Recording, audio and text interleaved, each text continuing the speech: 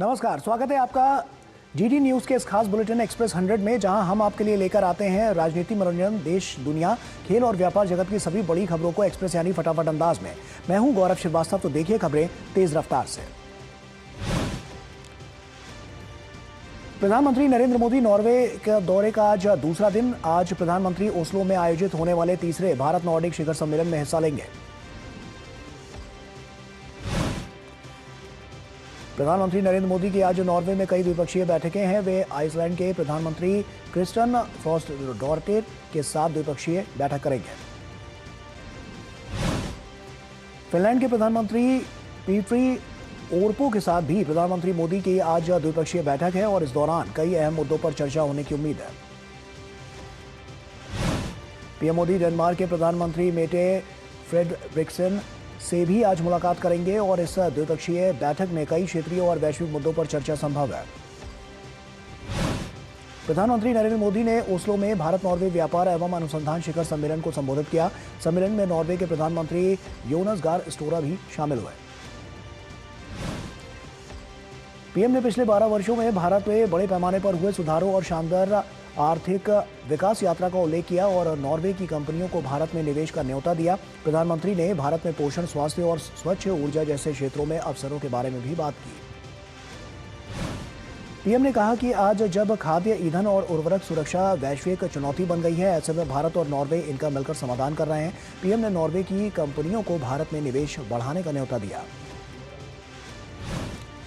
Norway के प्रधानमंत्री ने प्रधानमंत्री नरेंद्र मोदी के दौरे को द्विपक्षीय सहयोग में नई मजबूती देने वाला बताया। नॉर्वे के शीर्ष व्यापारिक नेताओं ने भारत की विकास यात्रा और प्रधानमंत्री मोदी के दृष्टिकोण की सराहना की। उन्होंने दोनों देशों के बीच आर्थिक सहयोग को एक समृद्ध एजेंडा बताते हुए भारत को प्रचुर संसाधनों वाला एक विशाल देश कहा। भारत और नॉर्वे के बीच प्रतिनिधि मंडल स्तर की वार्ता प्रधानमंत्री नरेंद्र मोदी और प्रधानमंत्री योनस गार स्टोरा के नेतृत्व में हुई। इस दौरान दोनों देशों के बीच रणनीतिक स्तर की ग्रीन साझेदारी को लेकर एक अहम समझौता भी हुआ। प्रधानमंत्री नरेंद्र मोदी ने संयुक्त बयान के दौरान बताया कि नॉर्वे की तकनीक और भारत का कौशल मिलकर वैश्विक समाधान की दिशा में आगे बढ़ेंगे। नौवन सुरक्षा और क्षमता विकास के अलावा ऊर्जा, स्वास्थ्य, इंजीनियरिंग और साइबर के क्षेत्र में रिसर्च को लेकर भी दोनों देशों ने कई अहम समझौते किए हैं। नॉर्वे यात्रा के दौरान नॉर्वे किंग हराल्ड द 5 से प्रधानमंत्री नरेंद्र मोदी ने मुलाकात की।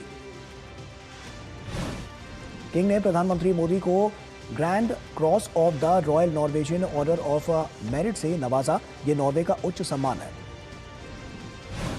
पीएम मोदी नॉर्वे के अकेरशस्ट कासल पहुंचे, जहां वहां पर पहुंचने पर नॉर्वे के प्रधानमंत्री ने प्रधानमंत्री मोदी की अगवानी की। नॉर्वे में प्रधानमंत्री मोदी के सम्मान में विशेष भोज का आयोजन किया गया। पीएम के अभिनंदन में सांस्कृतिक कार्यक्रम भी प्रस्तुत किए गए। प्रधानमंत्री की इस यात्रा को लेकर प्रवासी भारतीयों में भी खासा उत्साह नजर आया। प्रवासियों ने प्रधानमंत्री के स्वागत में भारतीय संस्कृति और विभिन्न कलाओं को प्रदर्शित किया। विदेश मंत्रालय के सचिव पश्चिम सीबी जॉर्ज ने प्रधानमंत्री मोदी की नॉर्वे यात्रा को द्विपक्षीय संबंधों में मील का पत्थर बताया। उन्होंने कहा कि यात्रा ने भारत और साझेदार देशों के संबंधों को नई ऊंचाइयों तक पहुंचाने का मार्ग प्रशस्त किया है। नॉर्वे के बाद प्रधानमंत्री मोदी 5 देशों की यात्रा के अंतिम चरण में आज इटली पहुंचेंगे। प्रधानमंत्री की इस यात्रा का उद्देश्य विभिन्न क्षेत्रों में भारत की रणनीतिक साझेदारी को मजबूत करना है। इटली में पीएम मोदी अपनी समकक्ष जॉर्जिया मेलोनी से मुलाकात करेंगे और इस दौरान कई क्षेत्रीय और वैश्विक मुद्दों पर बातचीत होगी। केंद्रीय गृह मंत्री अमित शाह 3 दिवसीय छत्तीसगढ़ के दौरे पर हैं। वे आज बस्तर जिले के जगदलपुर में मध्य क्षेत्रीय परिषद की 26वीं बैठक में शामिल होंगे। छत्तीसगढ़ के मुख्यमंत्री विष्णुदेव साय ने कहा है कि यह दिन बस्तर के इतिहास में एक महत्वपूर्ण और ऐतिहासिक दिन के रूप में दर्ज होगा। जगदलपुर में पहली बार केंद्रीय गृह एवं सहकारिता मंत्री अमित शाह की अध्यक्षता में मध्य क्षेत्रीय परिषद की 26वीं बैठक आयोजित की जा रही है। बैठक में विभिन्न राज्यों के मुख्यमंत्री भाग लेंगे। बैठक में शामिल होने के लिए छत्तीसगढ़ पहुंचे मध्य प्रदेश के मुख्यमंत्री मोहन यादव का राज्य के मुख्यमंत्री विष्णुदेव साय ने स्वागत किया। उत्तराखंड के मुख्यमंत्री पुष्कर सिंह धामी भी आज बैठक में मौजूद रहेंगे। विष्णुदेव साय ने धामी का अपने राज्य में स्वागत किया और इस दौरान विभिन्न समसामयिक विषयों पर भी चर्चा हुई। मध्य क्षेत्रीय परिषद की 26वीं बैठक में उत्तर प्रदेश के मुख्यमंत्री योगी आदित्यनाथ बैठक में शामिल होने की संभावना है।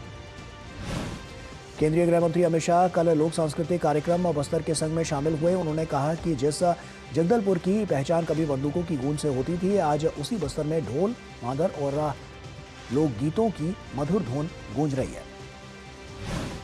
केंद्रीय कृषि मंत्री शिवराज सिंह चौहान ने कहा है कि वैश्विक परिस्थितियां देखते हुए हमारे प्रधानमंत्री नरेंद्र मोदी की अपील का देश की जनता गंभीरता से पालन कर रही है। कृषि विभाग, ग्रामीण विकास विभाग, कृषि अनुसंधान परिषद, कृषि शिक्षा और लैंड भूमि संसाधन विभाग की बैठक में सभी अधिकारियों ने फैसला किया है कि वे 1 साल तक विशेष अवसर के बिना सोना नहीं खरीदेंगे।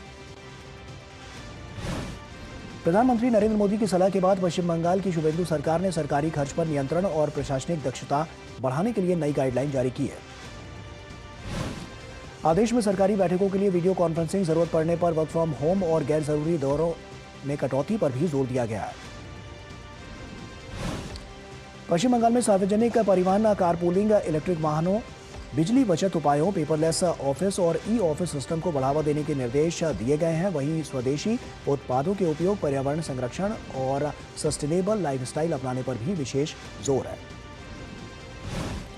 पश्चिम बंगाल सरकार ने कोलकाता के आरजीकर मेडिकल कॉलेज और अस्पताल के पूर्व प्राचार्य संदीप घोष के खिलाफ मुकदमा चलाने की मंजूरी दे दी है और ये कार्रवाई कलकत्ता उच्च न्यायालय के आदेश और सीबीआई की जांच के बाद की गई है। संदीप घोष पर मेडिकल कॉलेज में खरीद से जुड़े मामलों में वित्तीय अनियमितताओं का आरोप है। मामले में 3 अन्य संस्थाओं की भी जांच की जा रही है। सीबीआई ने भ्रष्टाचार और आपराधिक साजिश के तहत मामला दर्ज कर लिया है, जबकि प्रवर्तन निदेशालय भी धन शोधन के पहलुओं की जांच कर रहा है। राज्यपाल की मंजूरी के बाद अब सक्षम अदालत इस मामले में आगे की सुनवाई कर सकेगी।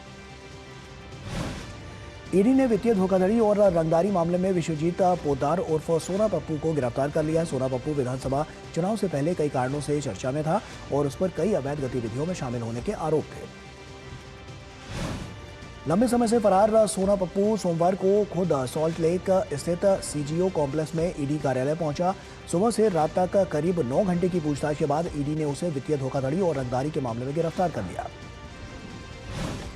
पश्चिम बंगाल में शुभेंदु अधिकारी की नई सरकार ने राज्य के ग्रामीण इलाकों में नल से जल की उपलब्धता में तेजी लाने के लिए केंद्र सरकार के साथ समझौता ज्ञापन पर हस्ताक्षर किए हैं। समझौते का उद्देश्य राज्य के घरों, स्कूलों और आंगनबाड़ी केंद्रों में स्वच्छ पेयजल की त्वरित आपूर्ति सुनिश्चित करना है और इस महत्वपूर्ण समझौते के तहत जल जीवन मिशन 2.0 को लागू करने के लिए केंद्र द्वारा धनराशि जारी की जाएगी। पश्चिम बंगाल के मुख्यमंत्री शुभेंदु अधिकारी ने कहा है कि डबल इंजन सरकार मिलकर काम करेगी। रक्षा मंत्री राजनाथ सिंह ने वियतनाम की राजधानी हनोई में आयोजित एक कार्यक्रम में भारतीय समुदाय को संबोधित किया। उन्होंने कहा कि वियतनाम आकार और जनसंख्या के हिसाब से कोई बड़ा देश नहीं है, लेकिन वियतनाम की एक अपनी हैसियत और ताकत है। राजनाथ सिंह ने कहा है कि आज भारत और वियतनाम के रिश्ते बहुत अच्छे हैं, जिसमें यहां रह रहे भारतीय समुदाय का बड़ा सहयोग है। रक्षा मंत्री ने कहा है कि अब भारत पहले से काफी बदल चुका है। उन्होंने कहा कि आज अंतर्राष्ट्रीय स्तर पर भारत की बात को सुना जाता है। नाइजीरिया के national institute for policy and strategic studies के सीनियर एग्जीक्यूटिव कोर्स 48 के 21 सदस्यीय प्रतिनिधिमंडल ने भारत दौरे के दौरान नई दिल्ली स्थित प्रसार भारती का दौरा किया। इस दौरान ऑरेंज इकोनॉमी और नाइजीरिया में सतत विकास, चुनौतियां, संभावनाएं और अवसर विषय पर विशेष चर्चा हुई।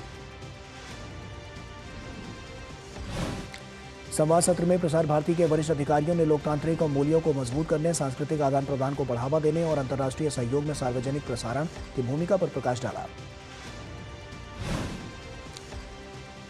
प्रतिनिधिमंडल को प्रसार भारती के ब्रॉडकास्ट नेटवर्क, वैश्विक पहुंच और समाचार उत्पादन प्रणाली की विस्तृत जानकारियां भी दी गई। नाइजीरिया के प्रतिनिधिमंडल ने DD news studio, production control room और न्यूज रूम का भी भ्रमण किया और भारत की प्रसारण व्यवस्था को करीब से जाना। उत्तर प्रदेश में नोएडा सेक्टर 63 क्षेत्र के पास एक गाड़ी में अचानक आग लग गई। पुलिस और फायर विभाग की टीम ने मौके पर पहुंचकर आग पर काबू पाया। उत्तर और मध्य भारत में चिलचिलाती गर्मी और लू का दौर लगातार जारी है। स्थिति को देखते हुए मौसम विभाग ने 24 मई तक दिल्ली, पंजाब, हरियाणा और राजस्थान में लू का अलर्ट जारी कर दिया है। आईएमडी ने अनुमान जताया है कि उत्तर पश्चिम और मध्य भारत में अगले 7 दिनों तक गर्म हवा चलेगी। मौसम विभाग ने उत्तर प्रदेश, मध्य प्रदेश और विदर्भ के लिए भी ऑरेंज अलर्ट घोषित कर दिया है। इन राज्यों के अधिकतम तापमान में 24 मई तक 2 से 3 डिग्री सेल्सियस की बढ़ोतरी दर्ज की जाएगी। छत्तीसगढ़ में 21 मई तक तापमान 3 से 4 डिग्री सेल्सियस बढ़ने की चेतावनी दी गई है। मौसम विभाग ने सभी नागरिकों से सीधी धूप से बचने, सिर ढकने और लगातार पर्याप्त पानी पीने की सलाह दी है। आज ज्येष्ठ मास का तीसरा बड़ा मंगल है। हनुमान भक्तों के लिए ये दिन बेहद खास और कल्याणकारी माना जाता है। इस अवसर पर मंदिर में लोग संकट मोचन हनुमान के दर्शन करने के लिए पहुंच रहे हैं। और वक्त यहाँ पर एक छोटे से ब्रेक का हो गया है। खबरें और भी हैं, जल्द हाजिर होता है। चमकी चाट से क्या बना है? आलू चाट या फ्रूट चाट, स्वाद बनाए चमकी चाट। स्वादिष्ट पकोड़े और बरसान, हर चमकी चाट है इसकी जान। चमकी चाट है इसकी जान, हर जुबान पे ये छाया। अब बताओ स्वाद आया? असली स्वाद सिर्फ चंकी चाट। मसाले मास्टर जी नमस्ते। 2 ड्रेसेस बनानी है, ठीक है? ऐसा कुछ। लेकिन मास्टर जी 4 दिन में पार्टी है, बन जाएगी ना पक्का? हो जाएगा। कैसे? फैशन चेंजेस हमेशा, उषा हमेशा। और ब्रेक के बाद आपका स्वागत है। आइए आगे बढ़ते हैं और खबरों का रुख करते हैं। केंद्रीय मंत्री पीयूष गोयल ने कहा है कि भारत ने अगले 5 वर्षों के लिए $2 ट्रिलियन के निर्यात का लक्ष्य रखा है, जबकि वित्त वर्ष 2027 के कुल निर्यात लक्ष्य $1 ट्रिलियन निर्धारित किया गया है। भारत को कॉफी उद्योग 2026 में नई ऊंचाइयों पर पहुंचता हुआ दिखाई दे रहा है। जनवरी से अप्रैल अवधि में कॉफी का निर्यात 26.6% बढ़कर 1.74 लाख टन हो गया है। रोबस्टा कॉफी और इंस्टेंट कॉफी की वैश्विक मांग में जबरदस्त तेजी देखने को मिली है। भारत का कॉफी उद्योग मजबूत वृद्धि के दौर में प्रवेश कर रहा है, जहां बढ़ता उत्पादन, बेहतर निर्यात मूल्य और वैश्विक मांग इसे नई ऊंचाइयों तक ले जा सकते हैं। इन दिनों किसान खरीफ फसलों की बुआई की तैयारी में जुटे हुए हैं और ऐसे में खाद, बीज और कीटनाशक खरीदते समय सतर्क रहना बेहद जरूरी है, ताकि नकली या खराब सामान से नुकसान न हो। आरबीआई ने उत्तर प्रदेश के इटावा स्थित नगर सहकारी बैंक लिमिटेड पर कई तरह की पाबंदियां लगा दी हैं। केंद्रीय बैंक ने निर्देश में कहा है कि अब तक बैंक आरबीआई की पूर्व लिखित अनुमति के बिना कोई नया ऋण नहीं देगा, पुराने ऋणों का नवीनीकरण नहीं करेगा और न ही कोई नया निवेश कर सकेगा। आरबीआई के निर्देशों के अनुसार बैंक अब किसी भी प्रकार की देनदारी नहीं ले सकेगा, जिसमें फंड उधार लेना और नए डिपॉजिट स्वीकार करना भी शामिल है। राजस्थान को नई दिल्ली से तेज, सुरक्षित और आधुनिक परिवहन नेटवर्क के जरिए जोड़ने वाली रीजनल रैपिड ट्रांजिट सिस्टम परियोजना को नई गति मिली है। राजस्थान और हरियाणा सरकार के बीच सहमति बनने के बाद अब राजस्थान भी नमो भारत नेटवर्क का हिस्सा बनने जा रहा है। मध्य प्रदेश सरकार ने मौजूदा रबी खरीद सीजन के दौरान 12.10 लाख से अधिक किसानों से 87.71 लाख मीट्रिक टन से अधिक गेहूं की खरीद की है। एसआर एनर्जी ट्रांजिशन, जो दुनिया की अग्रणी लो कार्बन प्रोसेस रिफाइनरी बनाने की योजना पर काम कर रही है, ने ब्रिटेन के सबसे बड़े advance sustainable aviation fuel production hubs में से एक के लिए pre front end engineering design चरण को पूरा कर लिया है। एनटीपीसी लिमिटेड समूह ने 90 गीगावाट स्थापित बिजली उत्पादन क्षमता का बड़ा आंकड़ा पार कर लिया है और ये उपलब्धि झारखंड में स्थित पतरातू विद्युत उत्पादन निगम लिमिटेड की यूनिट 2 के सफल ट्रायल ऑपरेशन के बाद हासिल हुई है। केंद्रीय कृषि मंत्री शिवराज सिंह चौहान का ऐलान, प्रधानमंत्री मोदी के रिफॉर्म एक्सप्रेस के तहत कृषि मंत्रालय किसानों के जीवन को सुगम बनाने के लिए करेगा अहम बदलाव। भारत की वित्तीय व्यवस्था एसेट रिकंस्ट्रक्शन कंपनियों की बढ़ती भूमिका के कारण पहले से अधिक मजबूत और स्थिर हुई है। पेट्रोलियम एवं प्राकृतिक गैस मंत्रालय द्वारा जारी बयान के अनुसार देश भर में रसोई गैस की आपूर्ति सामान्य बनी हुई है। पिछले 4 दिनों में करीब 1.69 करोड़ बुकिंग के मुकाबले 1.72 करोड़ से अधिक घरेलू एलपीजी सिलेंडरों की डिलीवरी की गई है। सरकार ने कहा है कि पश्चिम एशिया संकट के कारण आयात में व्यवधान के बाद भी भारत के पास कच्चे तेल का पर्याप्त भंडार है और इस बीच पेट्रोल और डीजल की कीमतों में 90 पैसे प्रति लीटर की बढ़ोतरी की गई है। मारुति सुजुकी इंडिया ने हरियाणा के खरखौदा स्थित अपने मैन्युफैक्चरिंग प्लांट के दूसरे यूनिट में वाणिज्यिक उत्पादन शुरू कर दिया है। इंडियन ऑयल कॉर्पोरेशन लिमिटेड का वित्त वर्ष 2025 से 26 की जनवरी से मार्च तिमाही में शुद्ध लाभ 56% बढ़ा। देश में कैलेंडर वर्ष 2021 से 2025 के बीच क्रेडिट कार्ड लेन देन में 2.6 गुना से अधिक की बढ़ोतरी दर्ज की गई है। गुजरात राज्य सड़क परिवहन निगम ने कई प्रीमियम एसी बस सेवाओं के ऑपरेटिंग रूट में बदलाव की घोषणा की है और इसका मकसद यात्रा को ज्यादा आसान बनाना और यात्रियों का खर्च कम करना है। भारतीय रेलवे ने Mumbai Ahmedabad high speed rail corridor पर चलने वाली भारत की पहली बुलेट ट्रेन का डिजाइन जारी किया। भारत के हॉस्पिटैलिटी सेक्टर में वर्ष 2025 के दौरान शानदार तेजी देखने को मिली है, जिसमें 28 सौदों के जरिए होटल निवेश करीब $56.7 करोड़ तक पहुंच गया है।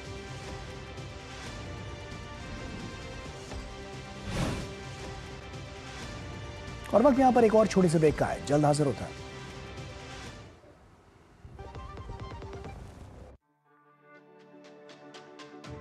मेरी पसंद, मेरी पसंद, मेरी पसंद, मेरी पसंद, हमारी पसंद। हम सबकी पसंद। मजबूत देश का मजबूत सरिया हो गया स्टील। मास्टर जी नमस्ते, 2 ड्रेसेस बनानी है, ठीक है? ऐसा कुछ, लेकिन मास्टर जी 4 दिन में पार्टी है, बन जाएगी ना पक्का? हो जाएगा। कैसे? फैशन चेंजेस हमेशा, उषा हमेशा। ब्रेक के बाद एक बार फिर से आप सभी का स्वागत है। आइए खबरों का रुख करते हैं। अमेरिका के राष्ट्रपति डोनाल्ड ट्रंप ने कहा है कि कतर, सऊदी अरब और संयुक्त अरब अमीरात के नेताओं के अनुरोध पर उन्होंने ईरान पर सैन्य हमले को फिलहाल स्थगित कर दिया है। ट्रंप ने कहा है कि संघर्ष विराम के लिए गंभीर वार्ता हो रही है, जिसके कारण सैन्य हमलों को स्थगित कर दिया गया है। अमेरिकी राष्ट्रपति डोनाल्ड ट्रंप ने कहा है कि इस बात की अच्छी संभावना है कि अमेरिका ईरान के साथ एक समझौते पर पहुंच सकता है, ताकि तेहरान को परमाणु हथियार प्राप्त करने से रोका जा सके। ईरान और अमेरिका के बीच जारी तनाव के बीच ईरान के राष्ट्रपति ने साफ कहा है कि तेहरान अपने अधिकारों से पीछे नहीं हटेगा। उन्होंने कहा कि बातचीत का मतलब आत्मसमर्पण नहीं होता और देश के हितों की रक्षा जारी रहेगी। अमेरिका ने समुद्र में मौजूद रूसी तेल पर लगे प्रतिबंधों से दी गई छूट को 1 महीने के लिए बढ़ा दिया है। अमेरिकी ट्रेजरी विभाग ने सोमवार को एक आदेश जारी कर 17 अप्रैल या उससे पहले समुद्र में फंसे रूसी तेल पर लगे प्रतिबंधों से दी गई छूट को 17 जून तक बढ़ा दिया है।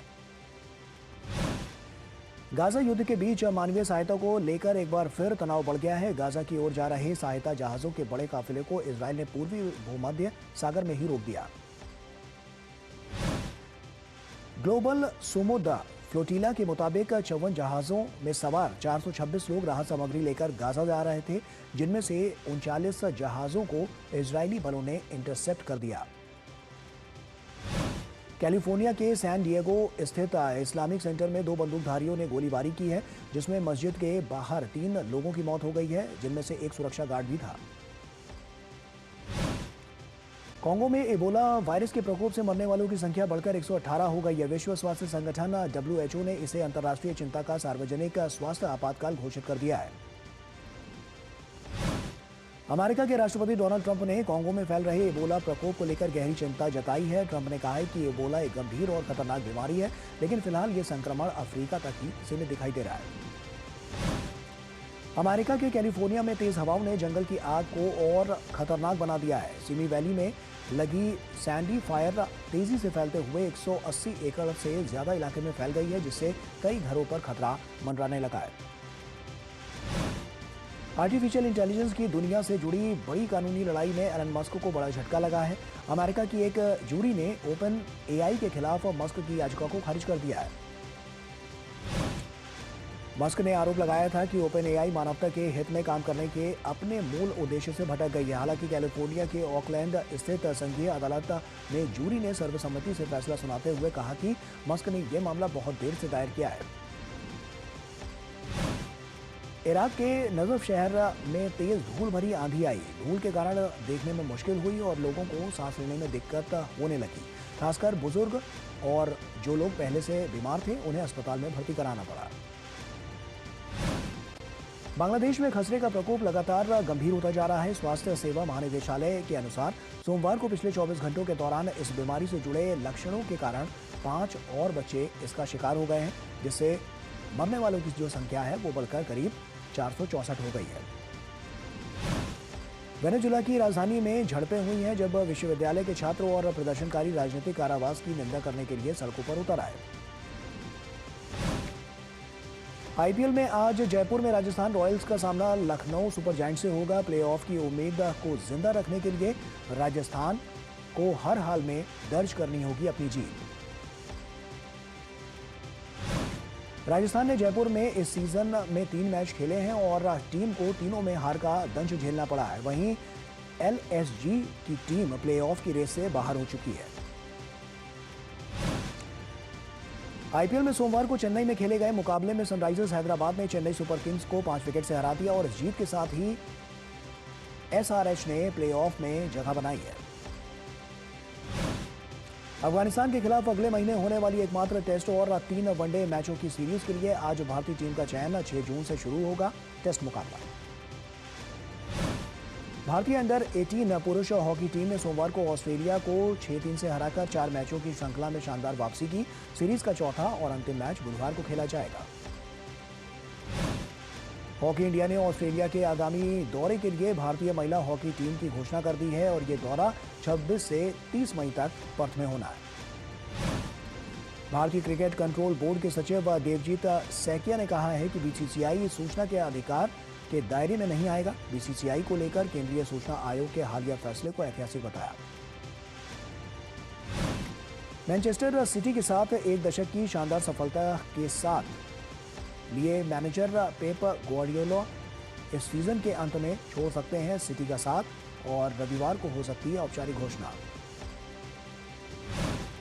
प्रीमियर लीग में आर्सेनल ने बर्नले को 1-0 से हराया। 22 साल के बाद आर्सेनल खिताबी जीत के करीब।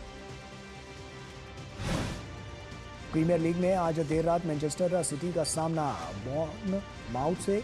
मैन सिटी बॉर्नमाउथ को हराने में अगर रही नाकाम तो आर्सेनल आज देर रात ही बनेगी चैंपियन। ब्राजील के फुटबॉल विश्व कप के दल में शामिल हुए नेमार साल 2023 से ब्राजील की ओर से कोई मुकाबला नहीं खेला है। नेमार ने फिटनेस और फॉर्म को लेकर उठते रहे सवाल। ब्राजील के हेड कोच कार्लो एंचेलोटी का बयान, कहा सफलता की कुंजी साबित होंगे नेमार। रियल मैड्रिड के कप्तान डैनी कार्वेजल इस सीजन के अंत में छोड़ देंगे क्लब। रियल मैड्रिड के साथ सफलता से भरा रहा 23 साल का लंबा साथ। मैक्सिको सिटी पर चढ़ा फुटबॉल विश्व कप का बुखार। फुटबॉल विश्व कप से जुड़े ऐतिहासिक पलों और वस्तुओं को प्रदर्शनी के तौर पर रखा सामने। MotoGP rider Jorge Martin Barcelona में पोस्ट रेस टेस्टिंग के दौरान हुए घायल, प्राथमिक उपचार के लिए अस्पताल में हुए भर्ती। और इसी के साथ एक्सप्रेस न्यूज में फिलहाल अभी के लिए इतना ही। हमें दीजिए इजाजत। नमस्कार।